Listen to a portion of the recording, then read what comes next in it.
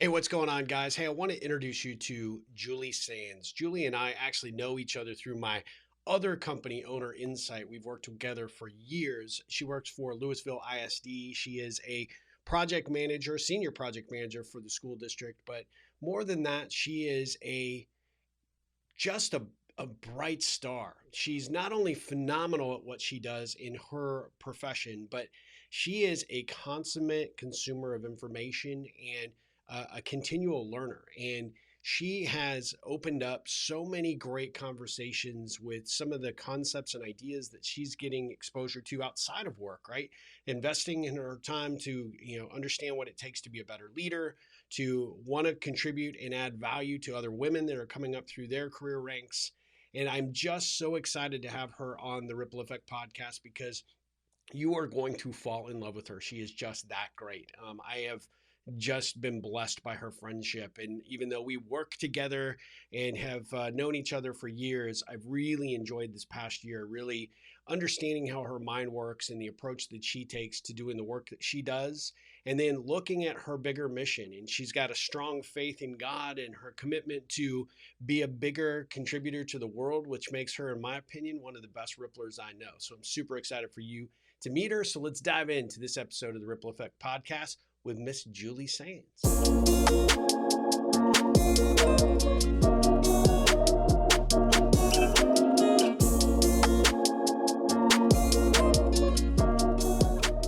That's not gonna be a bad thing. That's pretty good. I just need to get something to stabilize it. Oh, yeah. Better? You're still low. Now it's just now I just see your head. Okay. No. There you go. Closer. Yeah. Oh, perfect. Perfect? Oh yeah, don't touch that. That's perfect. And I'll come down so I don't look like I'm Gotta learn how to look at the camera. How do you manage to do that? Looking at the does it look I like just I'm have it above my monitor, so it just looks like I'm looking at the camera, but most of the time I'm not looking. I have this crazy habit of wanting to have eye contact, which makes, even though you're on the 2D world, it makes zero sense. It's just, to me, it's a respect thing, right? So my screen shows down here, so I'm kind of looking over this way more so than where my camera is. Okay. Does it feel like I'm making eye contact? Yeah, I mean, Really. See, it looks like you're making eye contact now, so you're perfect. Okay, good.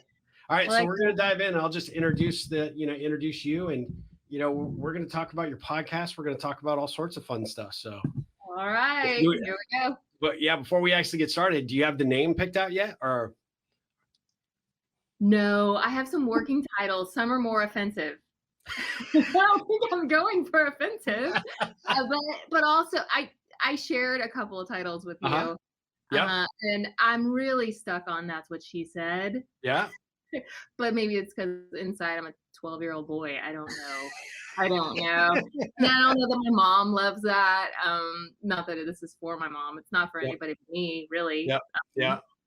That when it boils down to it. In fact, someone tried to help me name the podcast, who loves me and that I love dearly, although I didn't ask them for their help. And I said, I have the name. I'm working on the subtitle, and I love you, but this isn't a group project. Yep.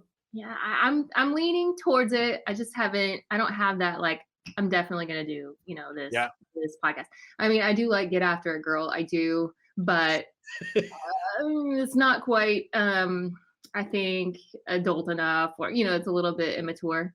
Yeah. Get After It, Girl feels like I'm going for the 23-year-old audience, which would be fine. Sure. But the 23-year-old audience is not the group that has really experienced some of the challenges that I have so far, or I don't know. I don't think they're my target market. They're not the groups of people that have reached out to me since the podcast and said, "Oh goodness, that really resonated."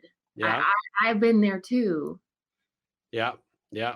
Well, it's whatever you pick, it'll be awesome. So, thanks, Steve. All right. So let's go. Hey, welcome to another episode of the Ripple Effect podcast. I am super, super excited for you to meet Miss Julie Sands. Julie and I have known each other for a long time. through sort of our other careers. I own a company called Owner Insight. It's a web-based construction project management software. Julie works for a school district, Louisville ISD, and she and I connected through that initially. We work together and have become great friends. But because of that friendship, we've been able to ripple this beyond our working relationship into a true friendship, and found some ways to actually ripple in each other's lives. And I'm so grateful, Julie, that you've joined the podcast today. Thank you for having me, Steve. I Of did course. not think that I would be here today. If you'd asked me a month ago, I think I'd have said, "I'm sorry, I agreed to a podcast." Well, and this is now the second podcast I've talked you into, because you were on our Owner Insight podcast and you killed it. I mean, like, seriously killed it. And I have gotten so much great feedback, and we continue to see the number go up on the listens. So obviously you're resonating out there for that audience. So I was like, it was the genius idea. I've got to get you on the Ripple podcast because you're just awesome. Thank you, Steve. I know my mom and her friends have really enjoyed watching it. Just kidding. Well, real quickly, we'll say, "Hey, mom," because we know she's going to watch. That's awesome. So we're glad that she's there. Yeah. So, one of the things that we do with the Ripple Effect podcast is we talk about the power of connection, building relationships the right way. And I've got a whole bunch of, Ripple-esque questions that I want to ask you. But one of the best places to start is just to give this audience just a little bit of a perspective about who you are, and a little bit, not so much professionally what you do, but more how you sort of became who you are today, like a little bit of the origin story. Can you give us a little glimpse as to how you became the Julie Sands awesome person that you are now? Sure, Steve. Also, I'd like to let the audience know that I didn't have any of these questions in advance. So I take no responsibility for the off-the-cuff nature and what I might actually say. The Yep. off-the-cuff nature, what you're like me. Um, I would like to talk a little bit about that. Sure. I was raised with quite a bit of advantage. I'm going to admit that. Yeah. Um, my let's see, my dad was he was a farmer. He lived on a farm, but then his parents also were responsible for the trash pickup in the city. Like Oh, they wow. got the contract for picking up trash. So he helped doing that. So in the morning he'd wake up at 4 a.m. or whatever it was, and farm on the farm. And then they would go get the trash truck, and he would be responsible for like getting these barrels and dumping them in the trash and helping his dad. And of course, sometimes he drove the truck. That wasn't like a high profile kind of job to Yeah. have, but it was good work. And And necessary, super critical, right? absolutely. Yeah. And when the trash truck broke down or something broke down on the farm, a piece of the machinery or equipment what stopped working, they didn't call a repairman. They fixed it themselves. My Yep. dad, his brother, and his father would fix the trash truck themselves. And so part of the origin story there is as they were good at tinkering and machinery and that kind of thing. Well, my grandfather actually developed an invention. He made the trash truck better, Oh, and wow. yeah, and I should know all the details of this invention. This is where my mom will be so disappointed. I think he took it from a double cylinder to one cylinder to smash to do the Oh, trash wow. thing. And he built it for, like, he purchased a school bus and converted this school bus into a trash truck and did this, cylinder work. Well, my dad was part of that.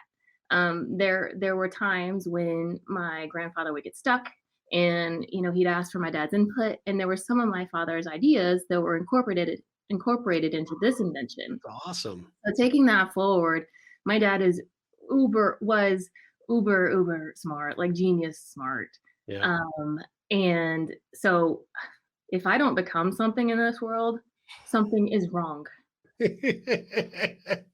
Yeah, which you clearly have. So, no problems there, right? Right, right, right. I'm working on it. I'm a work in progress. And so I hope that I can make him and the rest of my family proud, of course, and his memory and that kind of thing. So dad became an inventor himself, but that was on the side. Like that was totally on the side. He went to school and he was one of the first to go to college in his family. And he ended up becoming a pharmacist. He practiced pharmacy for 15 years. And then he decided to go back to, this is important for my origin Yeah. story. I know you want to talk Sure. about me, but this is formative in my mind.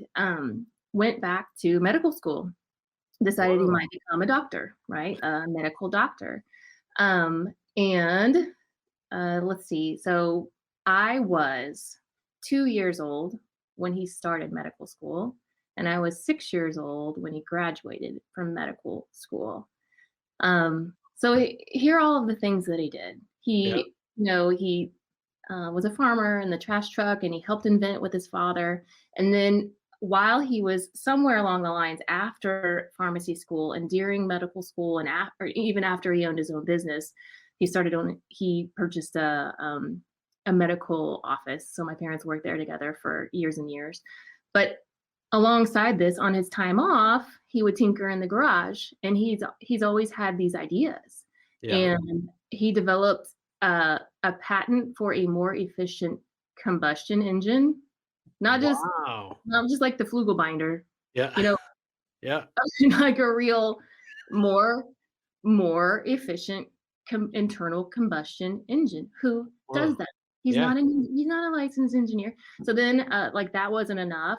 He developed a patent for a more efficient pump, Wow. and he and my mom were trying to get this, kind of off the ground for a while also managing their day jobs and their business. Um, Wow. they were hoping to convert it into a heart pump, like a heart pump for human beings. Right. Um, they didn't go to business school, so that that just never happened. They talked to some really great possibilities. Like they talked to lots of the big um, medical schools, and it just never panned out before my dad eventually did go on to be with the Lord. So that is who, well, that's part of who my dad is. Yeah. Yeah. He's introverted, or he was introverted, and like I say, super smart. And my mom has her own set of fantastic qualities Yeah. also. Like I said, I have had a lot of advantages. I have not been faced with just challenge after challenge. I had better do something good with my life, or I Yeah. have some answering to do. That's where I come from. The only disadvantage I have, Steve, is I don't have a male part. That's it. That's it. That's it. Sorry, that's the only Yeah. way. My mom would be so upset if I used another word. Yeah. So we've decided that if I ever go on an interview and they ask me the question, "What's your greatest weakness?" I'm ready. I'm ready for that answer. The answer is, Yeah. "Thank you so much for asking. Yeah. My Yeah. greatest weakness in this male-dominated industry is I don't have a male part." I love it. So I think I've I would decided. pay money to be in that interview just as a fly on the wall, just to see the response, from I they'd mean, be like, "Mic drop, hire me now." That's it, period, over. right? No, I'm kidding. I wouldn't say that in an interview setting, but it is that kind of soundbite. Yeah. Women having women become more. Um, I was gonna say given more opportunities in the Mhm. workforce, but I don't really want it to be given to me. I don't think Right. anymore. I don't Right. think that's what I'm looking for. I'm not looking for help, but I am I am more interested in more human beings becoming aware of the subconscious biases that we have Yeah. against women, and Yep. not just aware of them, because that can backfire. I just read an article about how that can backfire. If we tell Yeah. people, "Oh, did you realize that women are discriminated against in the workplace, and Yeah. most people have subconscious biases," people are actually more likely to act on those biases in a negative way. Did you know that? Mhm. Yeah, I've heard that. Yeah. And then they try and justify some of the decisions that get made, and now they go almost to the opposite end to try and say, "Well, not here. This doesn't happen there." And in fact, it probably happens more because they back into that corner so quickly, and they're probably the ones that are most guilty as charged, right? Yeah, Yeah. it's crazy.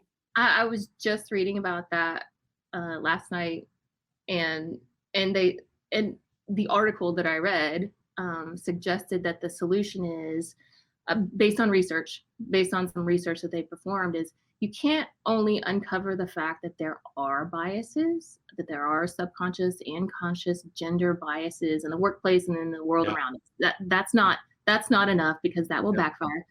Yeah. But instead, what what you can do is you can point out that none of us want to have subconscious biases, Yeah. and point out that, let me tell you something about individuals that are in minorities, such as women.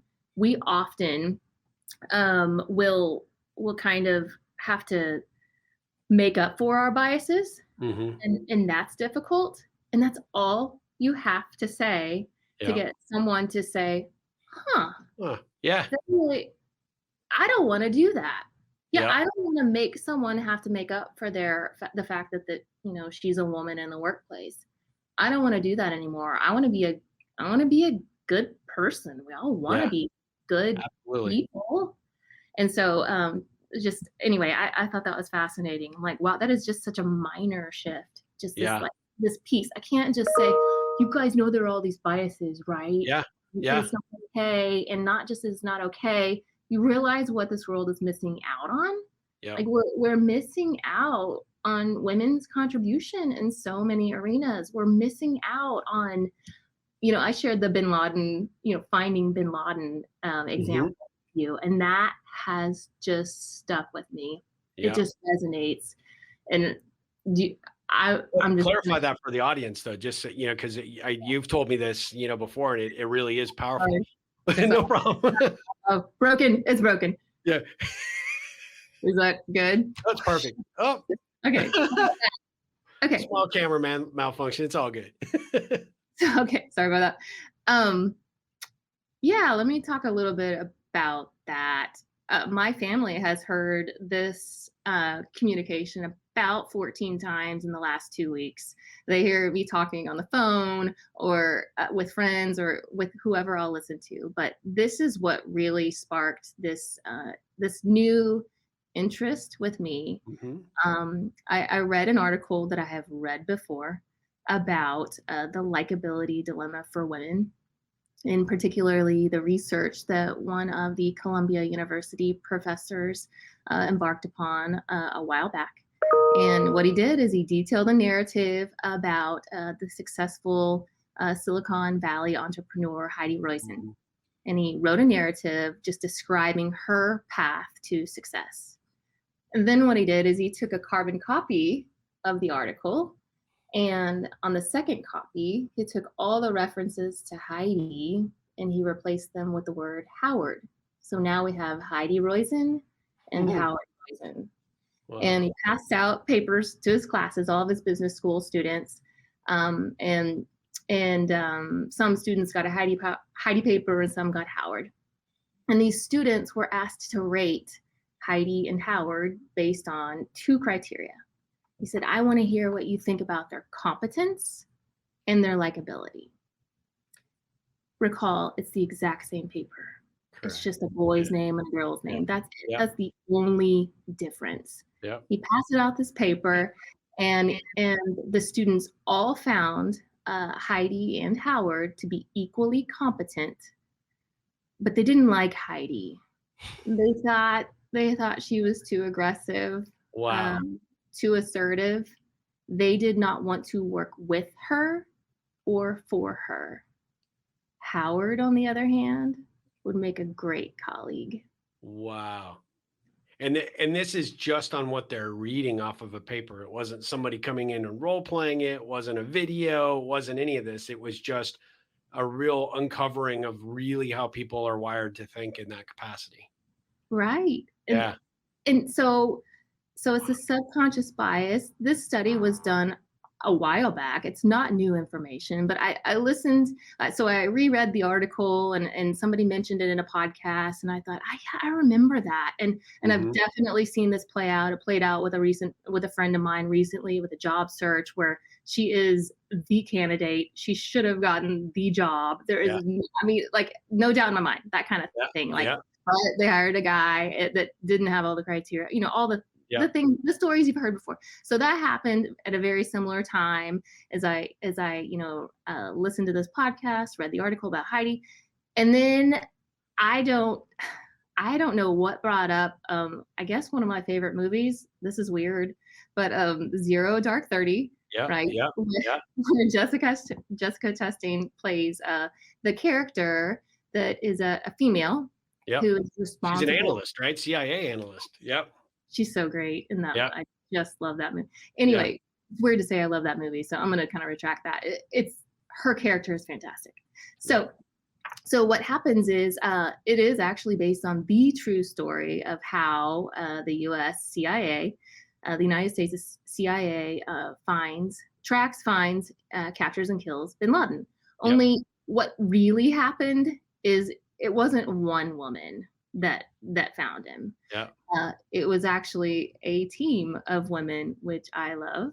Yep. Um, they're I recommend one of the articles where I found a lot of the information on this. It's called "Finding Bin Laden Was Women's Work," Yeah. and they talk about the fact that these women.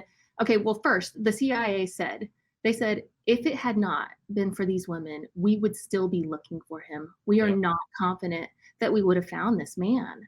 I mean, think about all the rewards that were put on his head. Oh yeah. For finding and capturing him. I mean, Yep. it was millions and millions of dollars. Let's come back to that.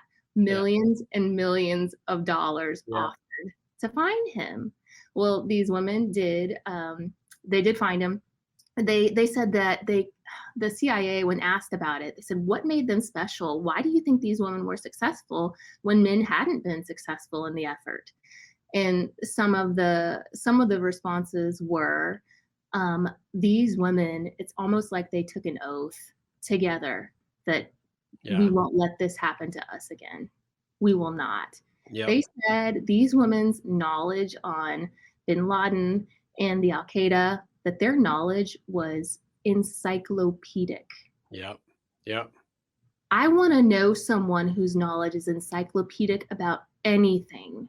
Like that, reading that word, I didn't even know it was a word, just like that is inspiring. That's Absolutely. inspiring. They did something that was so important for all of us. Yep. And they made sure that their knowledge was encyclopedic. Yep. They were involved in the interrogations, very involved. They really were there. They were there for the waterboarding, which is now illegal. They were there. And there's part of me that says, no one, well, part of the reason they were successful is the men that were being waterboarded, they weren't expecting to be interrogated by a woman. Yeah. And they felt shame. Yeah. And then also what happened is that these women built relationships with them. They built rapport, and then they got the information that they needed out of them. Yeah. That is what led to finding and capturing and killing Bin Laden. So I can't even complete a sentence. That is so inspiring to me. Absolutely. That women were responsible for what really I would have assumed was men's work up until this happened. It's not just a book. It's not just a movie. This happened in my lifetime. He was the most elusive terrorist of my lifetime. Yep. And women found him. Okay, so if you've seen the movie, you're like, yeah, Julie, we know. Okay, great. It was a team of women, but there's more. Okay, so what I didn't know, I've always found Jessica Chastain's character to be really inspiring. I particularly like when she walks up to her manager's office and she's doing the countdown of days. Do you remember this part? He has a glass wall, and she writes, like, whenever I get really intent on doing something or something needs to happen, the joke in my house is I have a dry erase marker and I'm writing 100 days. Get it. We have to get this done. This is so important. Yeah. Yeah. That's not our dynamic, by the way. My husband is really supportive and fantastic, but that's my go-to. Give me a dry erase marker. This has to happen. So anyway, if you don't know what I'm talking about, just watch the movie. You really, really need to watch the movie. Yeah, absolutely. So I'm talking a whole lot, but I will get this out. Let's see. So the women, knowledge was encyclopedic.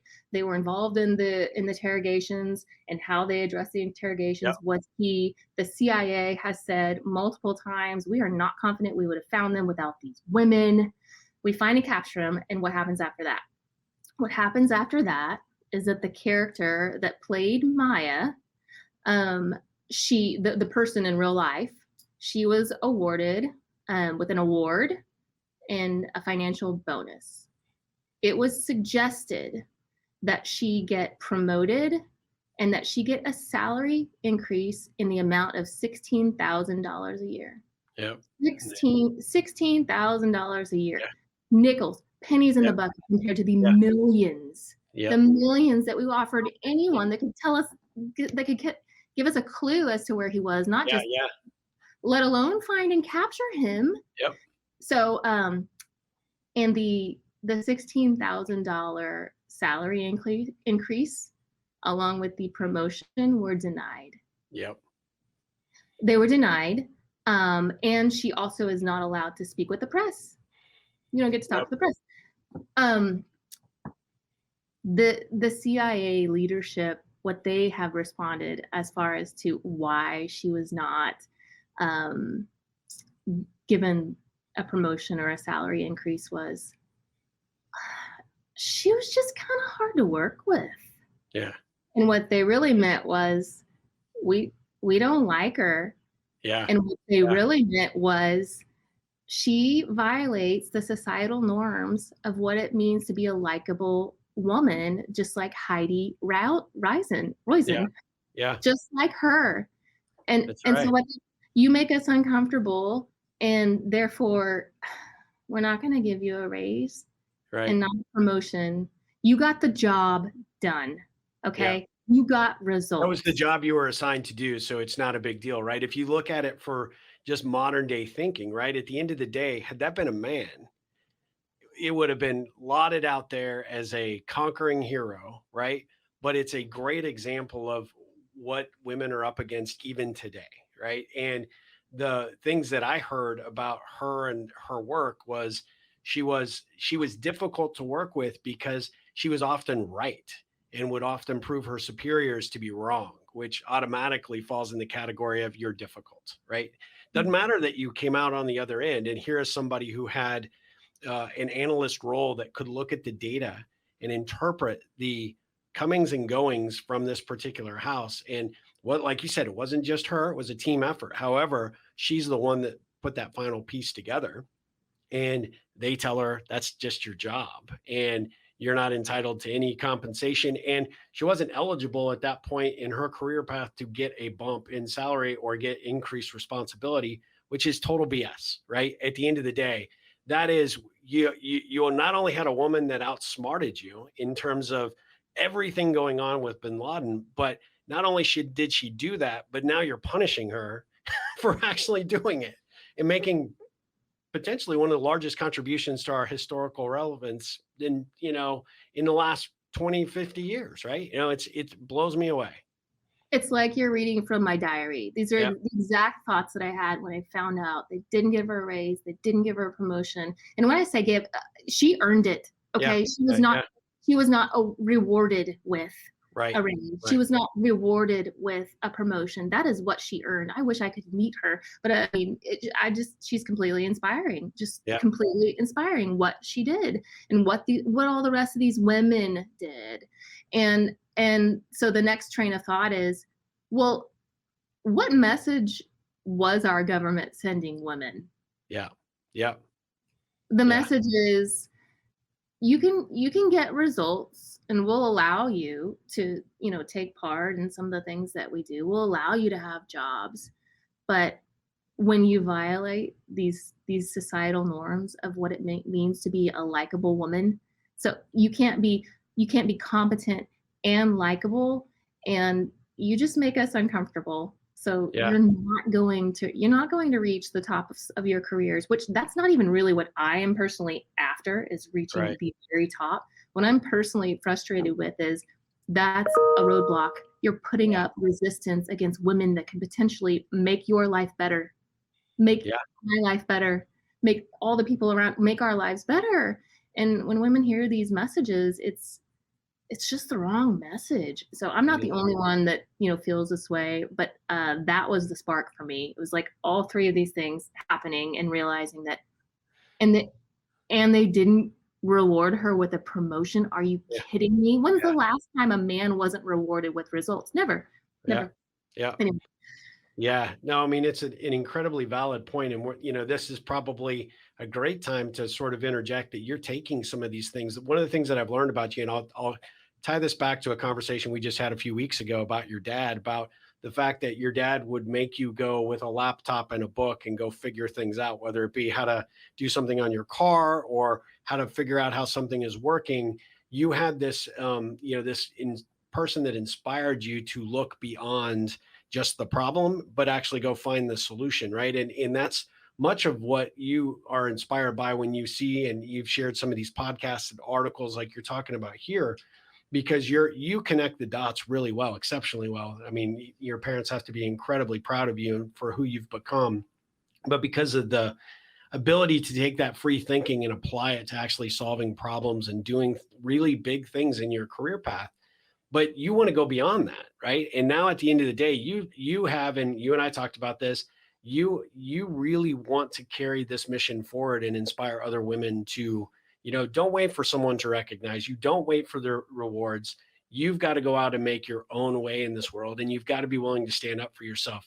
And if that means that you sometimes come across as difficult or, challenging, it's only the people that look at you that way are because they're intimidated by you, because they know you're freaking better than they are. So, and I'm looking at you men out there might be, watching this. It's true, right? At the end of the day, and you made a point, is that how much more improved could our lives be, our companies be, our teams be, if we just got over that BS and we're able to just say, hey, look, let's treat this as equals and let's figure out what great stuff we can do collectively. Right. I forgot to tell you the rest of my dad's story. Here I was telling my origin story, but I didn't really wrap it up. He passed away 2 years ago, and since then, my siblings and there are four of us. I have a sister and two brothers. Since then, we've made a pact to one another that anytime we do anything that reminds us of our dad, that we'll tell each other, that we'll Yeah. say, Oh, "I that's great. I see dad in you." I've not noticed, or maybe they've noticed it before, maybe not, but that they'll point it out. And my dad was an introvert. I'm an extrovert. Um, uh, well, I think that's probably enough. You can kind of tell me that. And he was. I described he was in the medical field, and I went into architecture and um, the design side. So when you lose a parent, and especially a parent that was kind of a hero, and my dad was my hero, he was Yeah. our hero, Superman. You would love to think that there's some part of them that you're bringing to the rest of the world, that you're carrying out, like there's a legacy there. Sure. um, but I'm so different from him that I am looking for what that means. So let's see. So he went to school when he was medical school when he was 36. He graduated when he was 40. I was 2 years old, and then I was 6 years old when he graduated. And I vividly remember being woken up in the middle of the night sometimes. We didn't have a study. That's back when houses didn't have studies Hmm. built. And he would wake me up and he would say, "Scoot, go sleep with your sister. I'm gonna study all night." Wow. And that's how my dad got through med school while Grit and his determination. Yeah. four children were sleeping. uh, he studied, he gutted it Wow. out. And I can remember that like it was yesterday. So that's when I was 6 years old. I remember him graduating and becoming a doctor, not an easy feat, smart Wow. guy. And then when fat, kind of fast forwarding through my career, after I graduated with an undergrad degree in architecture, got my license. Okay, let's see what I did. Took the LEAD AP exam, which is like a sustainability focus, leadership in energy and environmental design. That's not an easy exam to take, but they were about to change the version, so I Yeah. needed to hurry up and take the exam. Yeah. Well, I know I've mentioned this to you before, but I had a baby. Like, I had Yeah. a 6-month-old, and the way that I studied and passed that exam, studied for and passed it, is, when I would wake up in the middle of the night, I would feed that baby and I would study, and I'd be happy to Yeah. teach or share with anybody how I made that work. Because Yeah. you can't have an LCD screen blind in the baby's face, baby doesn't sleep or, eat, you know what I'm saying? Yeah. So I like developed um, I don't know, I developed a system that worked for me. That exam was highly memorizational, or memorization. That was a new word. Yeah. Anyway, so that's important. So that here I am studying in the middle of the night, just like dad. And then got a PMP certification, which is important in my field. Like just have a commitment to surely uh, learning, and Yeah. formal education. Definitely love formal education. That is attributable to my both of my parents. Again, I had every advantage. Don't feel sorry for me. Yeah. And then I decided I needed a master's degree. I wanted a master's degree, but I hadn't found anything I was passionate about enough about. Hmm. It's like, I'm not just going to go back to school to check that box. I have to Yeah. find something. And project management is certainly a passion of mine. And there was a master's program for project management at the college that I was working for. So I almost got to go for free. That's fantastic. Yeah. But I remember um, how my dad was able to do that with 4 children. I only have two. I have two Uh-huh. children. He had Yeah. 4, and I I kind of just realized that I'm going to study while they sleep. Yep. That's how you do it and still maintain a balanced life. That's how I get to do this. So I had a longer stretch here of my MBA program. It took me 5 years to complete it, but that's kind of on purpose. Yeah. I love learning. I didn't want it to end, so I stretched it out just like I do. If I eat dessert, I take my Yeah. time because I'm not going to have that many. You Yeah. know, Yeah. and Yeah. with my thing, if I'm reading a good book from my favorite author, I take my time because it's gonna be a while till he puts another book out. Yeah. So I Yeah. stretched out that MBA program. Anyway, That's and I did all my studying between the hours of 4 and 6 a.m. 4 and 6 a.m. Most people are sleeping, and Yeah. what I learned, and don't congratulate me for like I didn't sleep. I worked my tail. That's a magic free hour, like free Yeah. couple of hours that most of us have that I mean, I've been squandering it. I've been sleeping. I Yeah. don't need sleep. I Yeah. earned an MBA from 4 to 6 a.m. Yep. and was able to honor my father. He got to see me walk across the stage That's great. before he did go to be with the Lord. And he told me afterwards, he said, "Julie, I'm really proud of you." I'm Ah, not sure I'd heard that ever in my life from him, and I get to keep that with me forever, that's awesome. And that was probably just as special as the degree in itself, right? hands Yeah. down. Absolutely. Well, that's awesome. You know, the thing that you mentioned about your pact that you made with your siblings, though, is totally a great way to honor one another, but at the same time honor him. I mean, that's talk about a ripple there. Just to have that recognition within your family of the work and effort that you're doing, and someone to say, "Look, that's just like dad," is probably the highest compliment you could be paid. It is. We tear up, I tear up when I tell my brother, "Golly, you seem that's a dad thing," and Yeah. both brothers and my sister, and so I'm not going to be exactly like my dad. It's not possible. They made one of them. The mold is broken, and the world, is at a loss Yeah. without him. They Yeah. are. We are, but God's not done with me yet. Yeah. So it's like I better do something good. I do know Yeah. that. Yeah, that's awesome. Well, along the good that you're doing, coming back to this passion that you have for learning and sharing and mentoring and guiding other women in, not only just the industry that you've chosen, but any industry that, potentially could benefit from your wit and your wisdom. Talk about what you're about to launch. I am about to launch a podcast focused on women for women, and particularly women at work, women in the workplace outside of home. Women working inside the home, that is a whole nother ball of wax. I mean, that's ball of, yeah, that's a thing. And it's a lot of work, but I'm focused primarily on women in the workplace in corporate America. Um, and I just want to encourage and empower other women and help.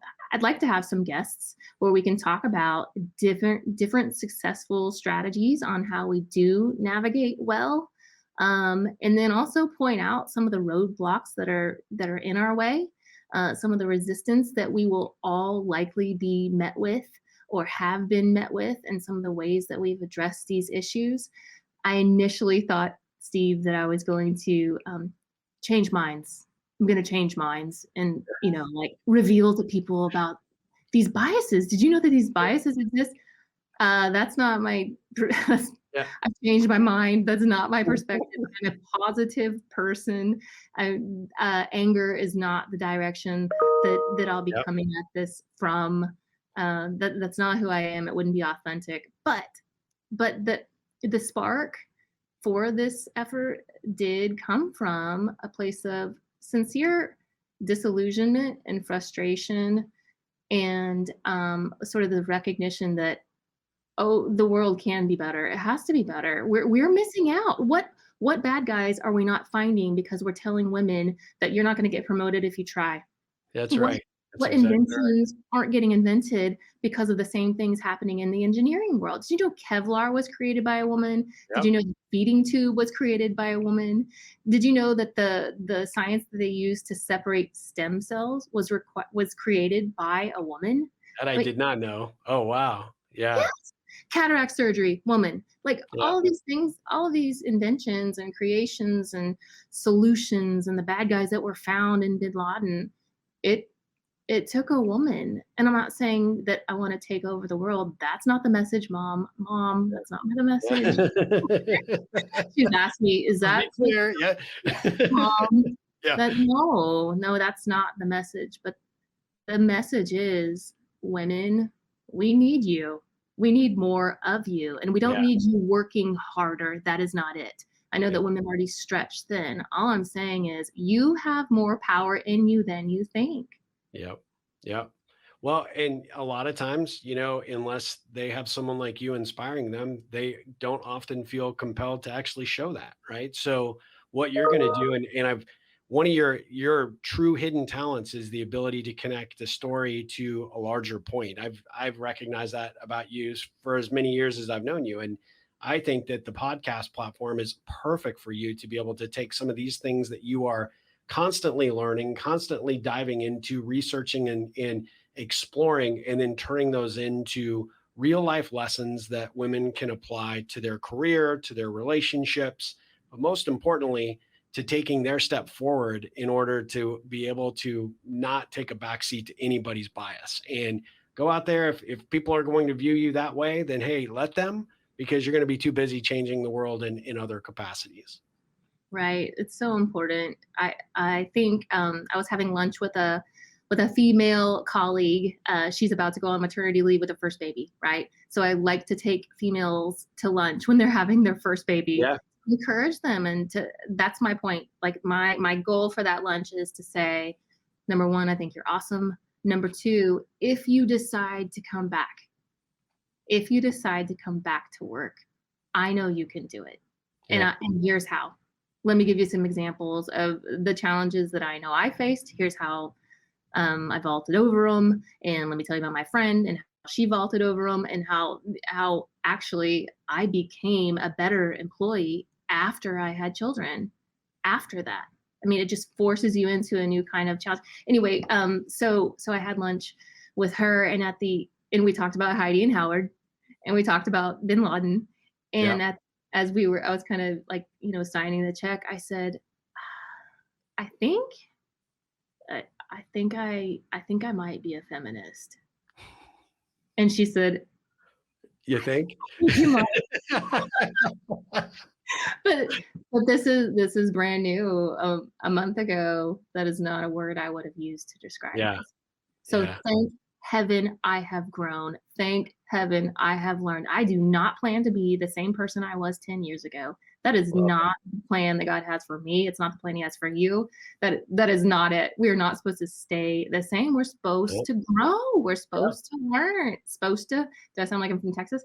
Yeah. We are meant to learn. No, you are, absolutely. I mean, and I've seen it even just in the last month since we last recorded, right?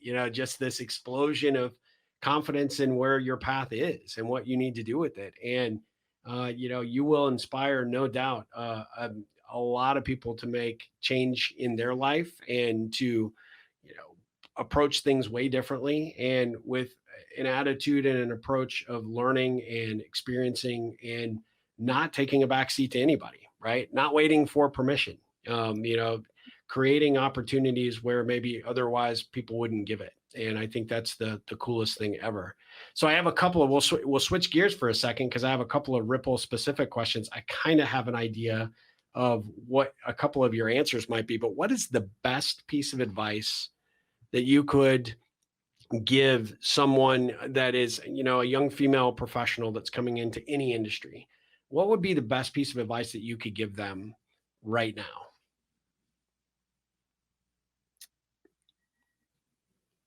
The best. As much as I'd like to have a new answer, I think that the answer is still find a female mentor that you want to be like. Find one and then ask them if they will mentor you and learn from that individual. Um, that's the best advice I have. I All of the love it. success that I've had, you know, up to this point, all of the fantastic opportunities that I've had have been due to male and female mentors. Actually, Mhm. so that yeah, I'm a feminist, but I like men. Yeah, yeah, yeah, You know, so a combination of male and female mentors is important, but we have a unique set of challenges that we face yeah, as yeah, females in the workforce, and particularly females in male-dominated fields. That's a whole nother thing. Actually, that really is my target market. I've been yeah, talking to my mom and my sister about these messages, and they get it. They are appalled that our CIA agent didn't get her raise. That yeah, it's just not right, and they don't like the Heidi Howard thing. They don't like that, but they don't understand the nuance of being the only female in the room that yeah, is in the industry. They yeah, don't understand that nuance. My sister is a nurse. She works with a lot of women. That's yeah, normal. My yeah, mother was a yeah, physical therapist, and that really didn't have a gender, you know, yeah, there is no expected gender of a physical therapist. Um, so if you are in particular, if you're a female that works within a male-dominated field, find a female mentor that you want to be like, not one you don't wanna be like, because there are toxic women in the workplace, oh and I'm yeah, going to do a podcast on that. It's gonna be called Toxic Women and How Not to Become One. That's yeah. the name. Oh, I love that. I love that. Yeah, no, that's awesome. So Yeah. what would you say your superpower is? My superpower is I have been told kinda cringe, I've been told I'm charismatic, not like church, wave your hands, but I've been told I'm charismatic. Yeah, Um, I would agree with that. and I would say my superpower is I can talk to anyone about anything, but it's not. My mom wins that award. She can. Here's the thing about her. She can talk to a lamppost, but I know a lot of people that can do that. Uh-huh. She can get the lamppost to talk back. That that is the power that she can do it, and I would I would love to have that superpower, but God didn't give it to me. He gave it to Yeah, her. It's to yeah. her. Well, you know, something to strive for, right? Sure, sure. So I think I'm just gonna be charismatic. I don't that's what God gave me. absolutely. Well, we talked about the influence that your dad had on you and a little bit about what your mom, but what's one piece of advice that she gave you growing up that you still use or apply to your kids? Oh, so many. No doubt, no doubt, this is kinda long. If you can't say something nice, then don't say anything at all. However, there is always a way to communicate your message. Mm, I like that. So how have you applied that to your kids? Well, the challenge you will if you can't say something nice, don't say it all. That's what you know, they can finish the phrase by now Yep, to my yep, kids. yep. Um, but this is lifelong advice. Yeah, yeah. What she was saying is, Julie, she knew about some of the challenges that I would face in the workforce, but I guess Mhm. She just didn't point it out as vividly, or maybe she didn't have the acumen or the language around it. But what she was saying is, as a woman, you need to be warm. If you can't say something nice, don't say it at all. But she was saying, don't give up your don't give up your power, and don't Yeah. give up your idea. You are smart. If you have a message that needs to be shared, what I'm telling you, Julie, is figure out the words that you need to use to share it. Like, they can't be mean, but you got to figure it out. That's the work you have to do. So figure it out. Oh, that's great. I love that. So what do you think, friend, family member, you know, colleague, someone that in the industry, what's the best thing you would like to think someone would say about you? Mhm. I have been thinking about this a lot lately. Uh-oh, the lights are going out. Can you still see me? Yeah, I see. Okay. So this is fine, right? Okay. I just recently had one of the sermons at our church was about what do you want to be known for? Like, what do you want to be said at your eulogy? And Mhm. certainly over the last 2 years, I've been thinking about that. It's impossible not to Sure. think about that. It's healthy to think about these things. And let me tell you what they're not going to say, and what I really don't want them to say. I don't want them to say, "Gosh, Julie was a great project manager," or ultimately, what this is coming to, Julie was a great fill in the blank, director, or whatever final, status, position, level that I end up, Yeah. in my career, whatever that is. Uh, I'm not interested in that. It's fleeting. It doesn't Yeah. matter. No one from my dad's office was at his bedside when he passed away. It was us. Yeah. It was his Yeah. family. That's That right. that that's the reality. That's where we're headed. So with that, that message that I shared with you, the sermon of, well, what do you want to be known for? Well, I've been like praying, well, what am I supposed to be known for? What gifts did you put in? What gifts do I Yeah. have to offer the world? And at least as of late, I think that it is more of, she she really helped me. She Mhm. loved, and she was my friend, and she encouraged me. Um, she really helped me, and she cared about women. I love it. I love it. Oh, what a great answer. Okay, last kind of more perception, but the podcast is titled The Ripple Effect. And I'm passionate about the process of creating positive and making a positive difference out there in the world, creating actions that make a difference. And what does the ripple effect mean to you, though?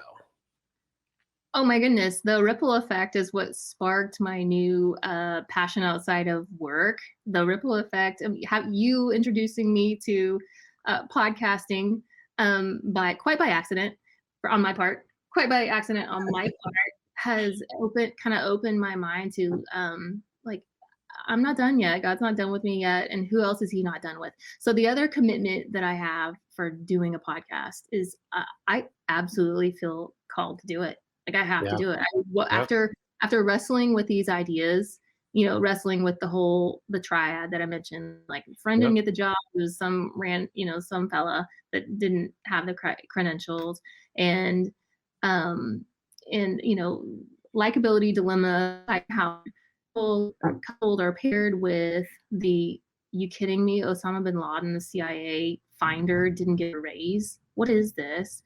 Yeah. That I woke up one morning, and I don't have this happen often, and I hope you don't think I'm a weirdo, but God just told me, He said, you have to do a podcast, and it's for one person at least. It is for Yeah. one person's ears you're going to reach. And Yeah. He was very specific with me. He said that they need to hear the words. And I said, okay, I'll do it for her. And he said, I didn't say it was a she. I love it.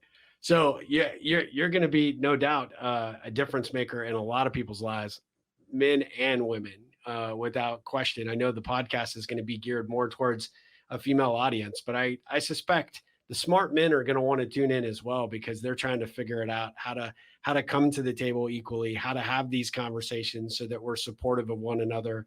I will be one of the first listeners and biggest supporter of the podcast because I'm so impressed with everything that you're doing and so grateful for our friendship and just this relationship that's developed all these years. And you are no doubt a very inspired individual. People are going to love this episode. So I'm so grateful for you being a part of this. Thank you for inviting me, Steve. Thank you for your friendship and all the things that you've shared. I'm sorry about the lights here. Also, my podcast is going to be audio only.